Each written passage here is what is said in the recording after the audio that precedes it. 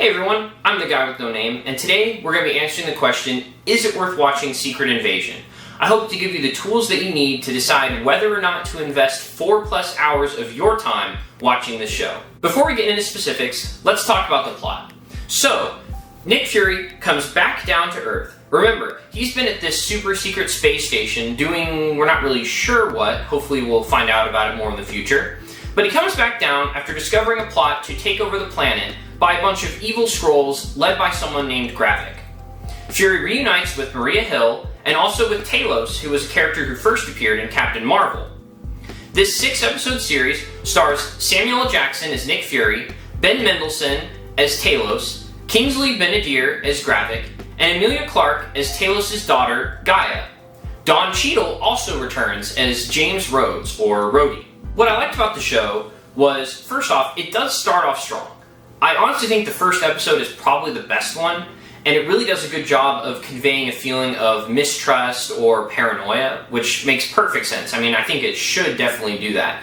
After all, if you don't know this, Skrulls are alien creatures who can actually morph into other humans. So there were actually a few times I even thought Nick Fury was a Skrull, and really wasn't sure about most people in the whole series. Now, the acting is serviceable, I'd say. It's good, nothing stands out too much. I do appreciate that Samuel L. Jackson puts in a pretty good performance. I feel like a lot of people in his standing who are the age that they are and have been in the business for a while sometimes tend to phone things in when it comes to bigger budget, movies or TV shows. But I think Samuel L. Jackson really does give it some effort, and I appreciated that for sure. Also, the CGI for the most part is really good. I put it ultimately in the positives, but the one downside is in the last episode there's a big CGI fight, and it's, to me, very noticeable. It's not super good. There were even a few shots that made me chuckle a little bit, and also my wife as well, who watched it with me. Finally, I thought the score was good. It's nothing special or crazy or out of the ordinary. It's pretty in line with what you'd expect for an MCU project. Nothing really stood out, but it did do a good job of conveying the overall emotions behind the scenes, different feelings, etc., which is what a score should do. Now, as far as negatives go, I did say it starts off strong. Unfortunately, it doesn't keep that momentum going, and kind of, in my opinion, peters off for the most part. There's a lot of downtime, and I feel like in a 6-episode series, it's really inexcusable to have 2, 3, even 4 episodes that could have been trimmed down significantly. And I think this goes hand in hand with my second negative, which is how much time they spend on Gravik and his group. I don't think they were interesting enough to spend as much time as we did with them in this series. I really didn't find them interesting. Gravik, they tried to turn him from a one-dimensional villain to a 3-dimensional villain, and I don't think they quite succeeded. Now, a big part of the show has to do with the relationship between Talos and Gravik. Talos being the peaceful leader who's trying to work with the world governments, work with Nick Fury, etc. And meanwhile, Gravik is the more violent route, using terrorism to get what they want. But honestly, it wasn't as interesting as I was hoping for, and I think that the show was hoping for. Their interactions are fairly interesting, but I wish that Marvel went with their own perfect blueprint for this type of relationship and really just copied Professor X and Magneto from the X-Men. You can understand where Professor X and Magneto are both coming from and understand what they're trying to accomplish and why they're trying to go about it the way that they do. You still understand that Professor X is clearly the good guy, Magneto's clearly the bad guy. And I really wish that they could have applied this type of relationship with Talos and Gravik. Another problem I have with Secret Invasion is I feel like Nick Fury gets outsmarted just a bit too much. Like, we know Nick Fury's pretty smart. He usually has backup plans, like plans B, C, D, and it seems like he usually thinks ahead. Obviously, he doesn't have any superpowers. He's not infallible, so I'm okay with him getting outsmarted some, but I feel like it just happened a bit too often, and there were certain situations where I'm thinking of the solution, but Nick Fury isn't. For instance, there's a part where there's someone we know is a Skrull. Nick Fury finds out, and the Skrull finds out that Nick Fury knows. And The Skrull's taunting him, saying, well, you can't prove I'm a Skrull, like I look like a human, how are you going to prove it? And Nick Fury says, well, the only way I can do it is if I kill you. Yet, throughout the show, we know that's not true. We know they bleed purple, for instance. Why couldn't he shoot him in the leg? We see Skrulls get shot in different body parts, and when they get shot, they bleed purple, and that appendage turns into a Skrull skin. So why couldn't he shoot him in the leg? Why couldn't he say, okay, well, as a matter of national security, let's just prick your finger. Let's just prick your finger and see, do you bleed red? Do you bleed purple? Simple, but for some reason he doesn't think of this.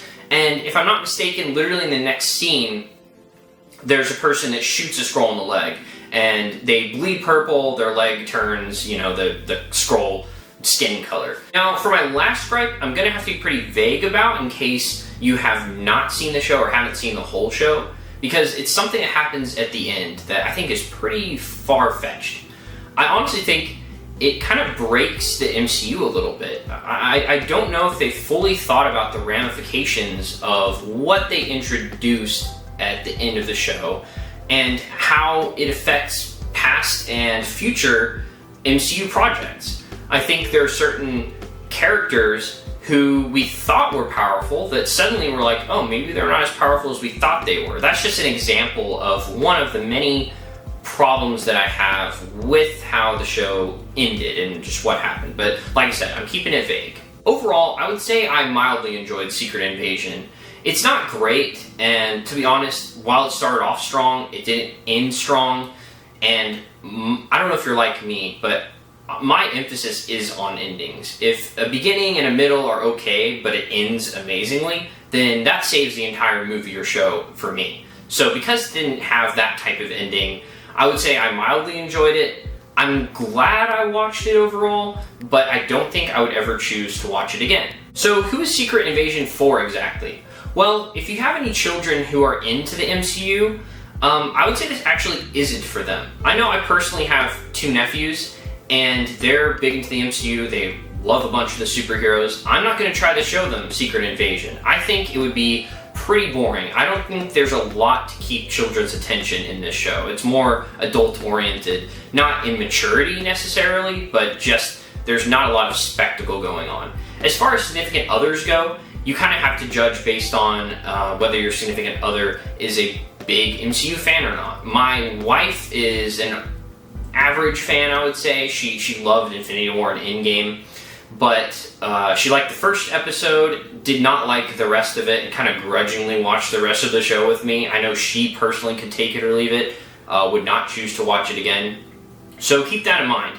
Finally, if you're someone who wants to keep up with the MCU, I would say you probably should not skip this. I think there's just there's like at least 4 different big things that happen for either the MCU as a whole or with certain characters that you definitely should keep up to date on. Now, I know that's kind of a gimmick with the MCU that, you know, they try to get you to watch all their stuff because you kind of are afraid that if you don't watch this one thing, if you skip this one thing, you're not going to understand something down the line here. So I understand that's kind of cheap sometimes, but it is the case. So if you're somebody who has not seen Secret Invasion and is kind of on the fence on whether or not to watch it, I hope this video did help you to make a decision one way or another.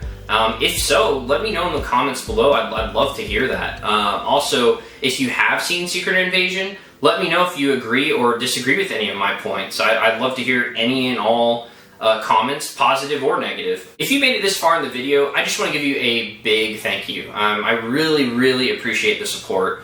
This is actually my first ever video. It was a lot harder than I thought it was going to be. Also, a lot more fun than I thought it was going to be. So I do want to do this long term.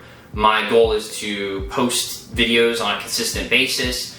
Every video I'm going to try to improve at least something just every time going forward. I will definitely look at the comments section to find constructive criticism to use in my upfront videos going forward. But if you're just liking, subscribing, commenting on this, you're getting in on the ground floor. My channel name is Guy with No Name, but I know I have enough self-awareness to know that I am right now the noob with no name. So I appreciate the support. Hopefully with continued support and growth, I can actually reach the status of guy with no name, but right now I'm at noob with no name, and I look forward to however long it takes getting this to grow, getting better at this, and I look at what I do as kind of like a Venn diagram, that your interests are over here, mine are over here. Hopefully, we can intersect, meet in the middle. I'll try to make videos that are interesting and take feedback when I can. But